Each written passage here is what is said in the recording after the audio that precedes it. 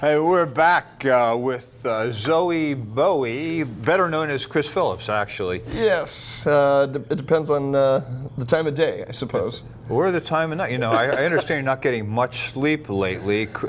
Chris is a brand new dad. You know, right? a couple days ago was Father's Day, and the fact that people were wishing me well, it was a little surreal.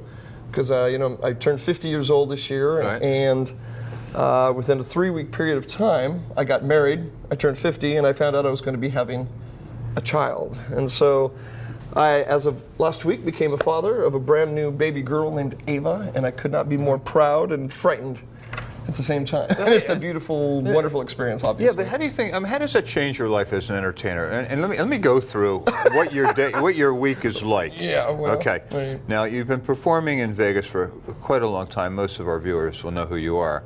But okay, you start your week on Tuesday. Correct. And Tuesday and Wednesday, you're over at Caesar's Palace. We are at right? Cleopatra's Barge. Famous. I mean, look. I mean, that's been a famous venue forever. It's right? one of the few nostalgic, classic Vegas lounges still left. Right. And it's essentially untouched since they built it in 1970, if I recall. You know, Caesar's was born in '66, as I was, right. coincidentally. Uh-huh. And then they built Cleopatra's Barge a couple years later, and aside from maybe changing the carpet, it's been essentially the same place. Did that ever move one time, the barge? I believe it's been in the same. I don't know. I mean, it may. I mean, like oh, you mean? Oh, yes, it did. Yeah. If you haven't been in there before, it's essentially a barge, and it used to float on this water and rock back and forth. But I think all the intoxicated musicians put an end to that. You know, trying to negotiate their way up there, but no, it's been great for us, and to be associated with the Caesars brand has been a lifelong dream come true. Wonderful. Because, you know, once I came here for the first time in the '70s, Caesars was certainly one of the first properties I went into. It was the place. Precedent for me as to what Vegas represented, and so the fact that I have a show there now and walking through the casino and seeing my face on a poster, it's just like a dream come true, obviously. But they're not the reason I moved here, but to be part of that company now, it's truly an honor. It's very cool. Okay, so you do that. It's Tuesday and Wednesday. Then on Thursday, you're moving downtown, and you're over at Fremont Street, at the Fremont Street Experience. They have these incredible stages set up outdoors, right, outside. They refer to it as the 3rd Street Stage, and it's right next to the D Hotel. Right. And we have been doing concerts out there every Thursday and Saturday night for about 7 years now. And if you've ever been down there before, you know, we're talking about thousands of people from around the world converging into this pedestrian circus carnivals, essentially. Right. And on any given night, we have about 2,000 people in front of us, and and if you've been down there before, like I said, it's an interesting assortment of folk, but it's the place to be. It's so much fun, and it's kind of what Vegas used to be, but now downtown, and it's an honor to be there. And like I said, we work certainly through Fremont Street Experience, but also with the D Hotel. But you know, but that's changed over the years. It used to be when we had company coming into Las Vegas. Yes. They only wanted to go to the Strip. Of course. Now it's mandatory that you take your friends down to Fremont Street as well, right? I think to me, it's almost more of an intense dose of what Vegas is about than going to the Strip. Yeah. You know, it's still got the traditional hotels that made this kind of, I always call it the maverick spirit of this town. It still lives downtown. Okay. And now, you know, with a couple new hotels down there now, it's kind of the hip, cool, affordable. It is the hip, cool place because party. all my daughters are in that 20 millennium age, and they love it down there. Okay, so we got up to and that's Thursday and that's Saturday. Up to Thursday and Saturday and Friday Red Rock. Before we talk about Red Rock, I think we have some clips. Let me show the viewers a little bit of what you really do. I can't imagine what that is.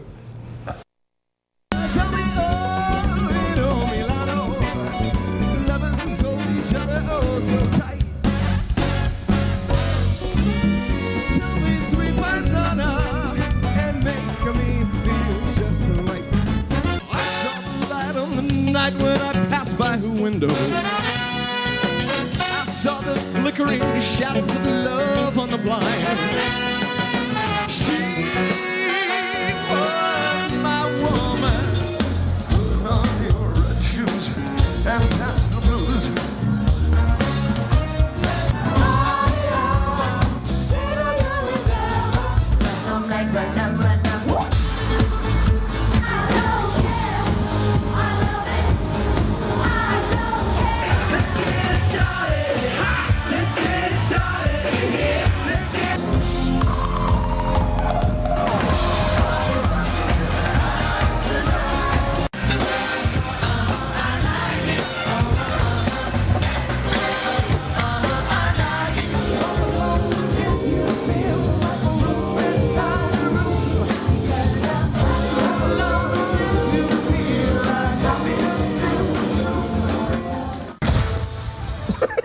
Okay, Zowie Bowie. I need to You ask. can make a living doing that? What is that? Well, yeah. Where did the name come from? Long, boring story short. 25 years ago, I was a long-haired heavy metal drummer, if you can imagine that, back when I had a hairline. And I had some friends that were in an early 80s novelty band that their singer got sick. And they had a big show coming up, and they knew that my dream was to always be a singer, because my idols were Sammy Davis Jr. and David Lee Roth and Tony Orlando and these guys. There's a big difference in all three of those. Yeah, but I loved entertainers. I loved Johnny Carson to Paul Anka to, flamboyant guys that got on stage with a cocktail in their hand and a spotlight in their face. I always wanted to do whatever that was. Right. So when I was going on stage, I'd never sung before, and I was in my 20s, and so I pretended to be David Bowie's kid, Zowie Bowie, who, in fact, called himself that when he was young. But then incidentally changed his name to Duncan Jones and became He a heard movie you director. had the name, and that's it. And so I'm the only one that actually Yeah. uses the name at this point, but it has nothing to do With David. essentially with David Bowie. It's just a name that became a kind of a gimmick back then, but then the name stuck. 25 years later, it's become more of a brand, and I can't get rid of it. And I'm kind of stuck with the darn thing, but it has nothing to do with Bowie, but it seemed to work. So, Chris Phillips as Zowie Bowie. but as you saw two very different types of shows that I do. One is kind of an old Vegas. The reason I really came to Vegas was to kind of keep that old classic Vegas show alive in this town, which implements horns and performs kind of the music that I would consider to be kind of the soundtrack of the city. Sinatra and Elvis, Tom Jones kind of a thing. But most people that have ever seen us know me for my other show, which is a high energy nightclub concert. And that's essentially what I've been doing for 25 years straight. We haven't had a week off in 22 years. Not Wow. one. And so we just keep the party going. Oh, you found time. You found time to have a child. But, so Friday, we are up to Friday because you're a Tuesday and Wednesday at Caesars, Thursday and Saturday Correct. downtown Fremont Street, which left that little Friday gig in the middle at the Red Rock. Well, Red Rock and Station Casinos essentially are the reason I came to Las Vegas. I had a rather successful show out in Scottsdale. And when they were building their new flagship Red Rock, they thought Zowie Bowie would be a nice fit for their brand and for the image they were trying to create. And I couldn't be more excited and proud to open the hotel over 11 years ago, and we're still there. Amazing. And and you're the only act that's been there that long, right? Well, there's been several that have come and gone, Yeah, I but know, yeah. you know, so I owe everything to the Fertitta family and the Station Casinos because they certainly changed my life, and they made a dream come true, which was to come to Vegas and be an entertainer for a living, because I had no aspirations of going to Hollywood or touring or any of that. I wanted to be Wayne Newton, Tony Orlando, Don Rickles, these guys. I thought not just had an amazing career as an entertainer, but they got to be this persona of a Vegas guy, like Elvis in the early 70s and these guys that just somehow became indigenous with the city. And that's what my lifelong passion was, and the Fertittas gave me the opportunity to come out here, and I have had such an amazing time, met so many wonderful people, and thank God still get to do the show and trying to milk this as long as I can. And So what do you think the persona of the Vegas guy in 2017, the entertainer is? I mean, what you're talking about in the 50s and the 60s and even into some of the 70s, you had the Sinatra and Sammy, and I represented Sammy Davis Jr. in the mid 70s. how cool! But Really? yeah, but He was the king of entertainers, in my opinion. yeah, very very cool, man. And but you know, it's changed. And Yes. and the type of entertainment, you know, we have these residences now. Entertainment is a very, very different thing than it was back in those days where,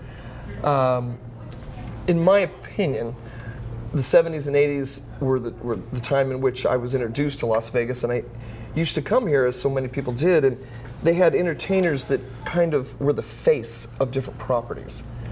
You know, obviously you think the Sands, you think the Rat Pack, and you think of the Sahara back in the day. It was Don Rickles, and you could go down the Strip, Liberace at the Riviera. And I just thought it was so amazing how a personality could be so important to the branding of a property.